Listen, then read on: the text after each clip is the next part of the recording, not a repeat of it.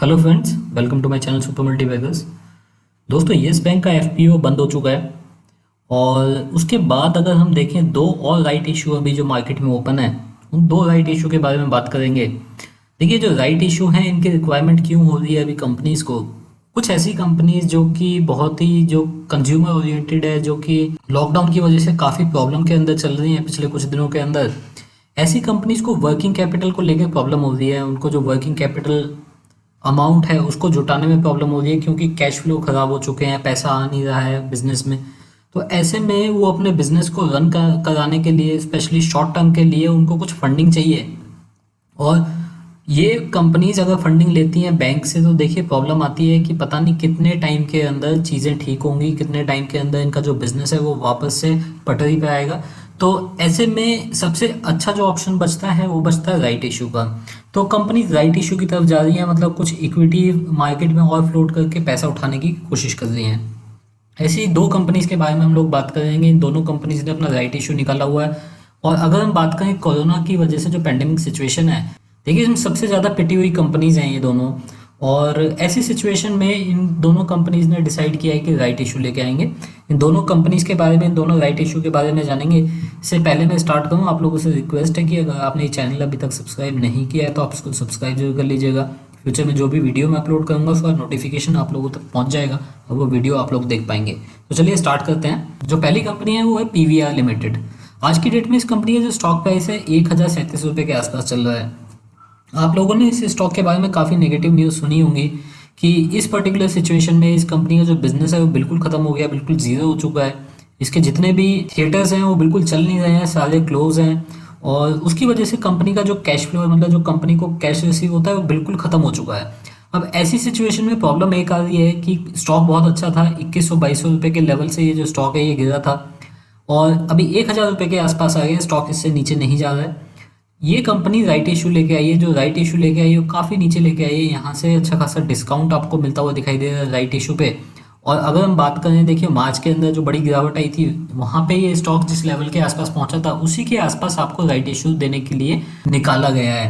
Market cap देखिए इसकी 5,700 करोड़ के आसपास की है। बुक वैल्यू इसकी 319 रुपये पर शेयर के हिसाब से है। एक डिविडेंड पेइंग कंपनी है। डिविडेंड हालांकि बहुत ज़्यादा नहीं है, ईपीएस 4 रुपये का ही रह गया है लास्ट क्वार्टर में खराब रिजल्ट आने की वजह से। इसी वजह से पी वैल्यू काफ़ी ऊपर आपको दिखाई दे रही है। देखिए इस कंपनी के बारे में मैं बताऊं कि ये कंपनी मार्केट लीडर है। अगर आप इंडिया में देखेंगे तो इस पर्टिकुलर सेगमेंट में और कोई कंपनी इसके लेवल पे नहीं है और काफ़ी अच्छी कंपनी है, काफ़ी अच्छा प्रॉफिट भी करती थी। प्रॉब्लम जो आई है वो इसलिए आई है कि पिछले कुछ दिनों से कंपनी का बिजनेस बंद है और हो सकता है अगले 2 से 3 महीने के लिए बिजनेस और बंद रहे। ऐसे में उम्मीद की जा रही थी स्टॉक 500 रुपये के आसपास आएगा, लेकिन ऐसा नहीं हुआ। स्टॉक 750-800 रुपये के आसपास से वापस 1,000-1,100 रुपये के आसपास ट्रेड कर रहा है और अभी भी उसी प्राइस को मेंटेन करके रखा हुआ है इस स्टॉक ने। अब देखते हैं इसका जो राइट इशू आया है वो किस तरीके का है। राइट इशू अगर आप देखेंगे 17 जुलाई को ये राइट इशू ओपन हुआ है और 31 जुलाई को ये जो राइट इशू है ये क्लोज हो जाएगा। इसकी अलॉटमेंट डेट देखें तो 11 अगस्त को अलॉटमेंट होगी और डेट ऑफ लिस्टिंग रहेगी 14 अगस्त। करीब 38,23,872 शेयर्स यहाँ पे अलॉट किए जा रहे हैं राइट इशू के जरिए, जिसके जरिए कंपनी करीब 300 करोड़ का अमाउंट जो है वो जुटाएगी। और ये जो अमाउंट है कंपनी ने बताया कि इसको ये लोग यूज़ करेंगे वर्किंग कैपिटल नीड्स के लिए। इशू प्राइस रहा है 784। अभी आपने प्राइस देखा कि 1,037 पे चल रहा है ये जो स्टॉक है। 10 रुपये की फेस वैल्यू वाला स्टॉक है और ये आपको अलॉट हो रहा है 784 पे। यहाँ पे अगर राइट देखेंगे, किसी के पास अगर 94 शेयर्स हैं तो उसको 7 राइट इशू का एंटाइटलमेंट मिलता है, मतलब उसको 7 राइट इशू खरीदने का मौका मिलता है 784 के प्राइस पे। जैसे राइट इशू खुलेगा, अगर आप एप्लीकेशन करेंगे इसमें तो आपको पूरा का पूरा जो अमाउंट है वो देना पड़ेगा, 784 का अमाउंट देना पड़ेगा। देखिए बहुत ही ज़्यादा हाइट ये राइट इशू नहीं है, क्योंकि इससे इसके साथ जो यस बैंक का इशू आया था वो उसमें काफ़ी लोगों ने पार्टिसिपेट किया था, काफ़ी वो न्यूज़ में था, चर्चा में था। ऐसे में ऐसे राइट इशू जो कि उसके साथ आए थे या उसके आसपास आए थे वो सारे दब गए हैं, न्यूज़ में नहीं है। रिकॉर्ड डेट देखेंगे 10 जुलाई के आसपास की रिकॉर्ड डेट है। 10 जुलाई को जिसके पास ये जो शेयर्स हैं उनको ये राइट मिलेगा।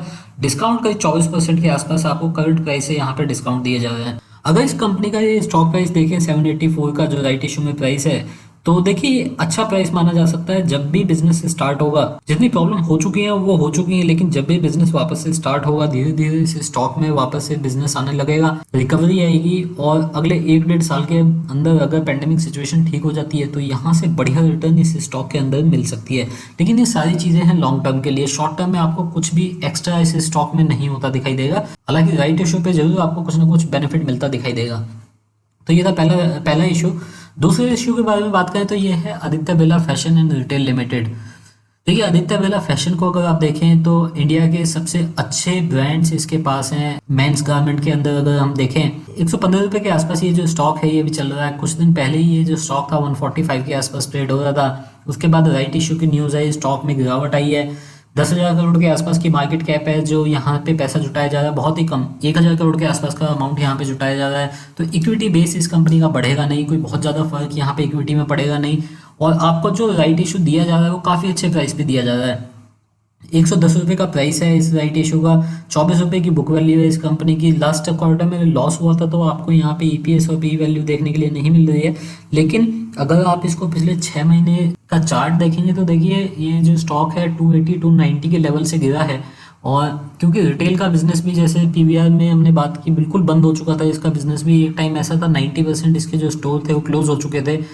अभी भी अगर हम देखें तो बहुत ज़्यादा इसको प्रॉब्लम है, क्योंकि जो बिजनेस स्टार्ट भी हुआ है वो 100% कैपेसिटी के साथ स्टार्ट नहीं हुआ है, इसलिए फुटफॉल इतना ज़्यादा नहीं है। और फुटफॉल अगर ज़्यादा नहीं होता तो कंपनी को लॉस होता है, उससे प्रॉफिट नहीं होता है। तो उसके चलते इस कंपनी को प्रॉब्लम आ रही है। और इस कंपनी ने भी अपनी वर्किंग कैपिटल नीड्स को पूरा करने के लिए राइट इशू लेके आए हैं। राइट इशू में इनको बहुत ज़्यादा रिक्वायरमेंट नहीं है, 200-300 करोड़ रुपए इनको अभी चाहिए। तो इसीलिए जो जैसे आपने रिलायंस का राइट इशू देखा था उसी तरीके से इसको भी डिवाइड किया गया है अलग अलग पोर्शन में। आपको एक साथ सारा अमाउंट नहीं देना है। एक बार इस कंपनी के राइट इशू के बारे में देख लेते हैं।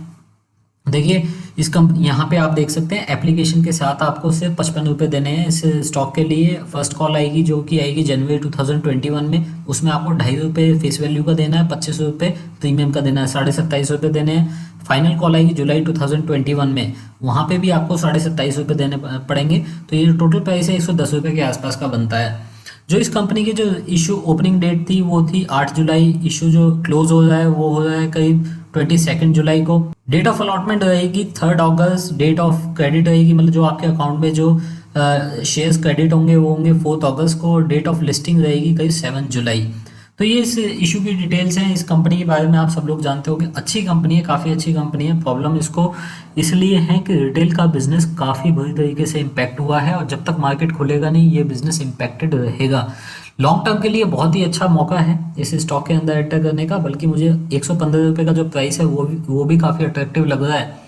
आज की डेट में 115 के आसपास ये चल रहा है। देखिए लार्जेस्ट एपल कंपनी है ये। ब्रांड्स जैसे अगर आप देखेंगे Louis Philippe, Van Heusen, Peter England, और साथ ही पेंटालून्स का जो पूरा बिजनेस है वो इस कंपनी के अंडर आता है, क्योंकि काफी प्रॉफिट मेकिंग बिजनेस है। राइट एंटाइटलमेंट इस कंपनी का अलग से लिस्ट कराया गया था जो कि करीब 30-35 रुपए के आसपास लिस्ट हुआ था। इमीडिएटली गिर के अभी देखिए कुछ दिनों के अंदर ही 5-6 दिन के अंदर ही ये जो राइट एंटाइटलमेंट है ये 6 रुपए के आसपास आ गया है। मतलब ये एंटाइटलमेंट वो है जिस रेट पे ये इशू ओपन हुआ है और जो करंट मार्केट प्राइस चल रहा है उसके बीच का डिफरेंस आप इसको मान सकते हैं राइट एंटाइटलमेंट। तो आप देख सकते हैं अभी मार्केट प्राइस 115 रुपये का आ गया है, काफ़ी नीचे गिर गया है। तो ऐसे में जो राइट एंटाइटलमेंट है वो भी काफ़ी नीचे आता हुआ दिखाई दे रहा है। लॉन्ग टर्म के लिए दोनों ही जो इशू हैं काफ़ी अच्छे माने जा सकते हैं, काफ़ी अच्छे रह सकते हैं, और अच्छा प्रॉफिट ये इन्वेस्टर्स के लिए कमा सकते हैं। तो ये 2 राइट इशू ऐसे हैं जो कि आज की डेट में एक अच्छे राइट इशू माने जा सकते हैं। काफ़ी अच्छे लेवल पे, अच्छे डिस्काउंट पे राइट इशू निकाले गए हैं और अच्छी कंपनीज के राइट इशू हैं। तो अगर आपके पास राइट्स हैं तो बहुत ज़्यादा अमाउंट आपका नहीं जा रहा है, आपको अपने राइट्स तो जरूर लेने चाहिए। और अगर आपको बाहर से भी यहाँ पे राइट अगर बाय करने हो तो भी आप कंसीडर कर सकते हैं। ये मेरी पर्सनल ओपिनियन थी। अगर आप मार्केट में पैसा लगाते हैं तो खुद की रिसर्च जरूर कीजिएगा, अपने फाइनेंशियल एडवाइजर की हेल्प लीजिएगा, सोच समझ के मार्केट में दोस्तों पैसा लगाइएगा। आज के लिए इतना ही। Thank you very much, take care, bye bye.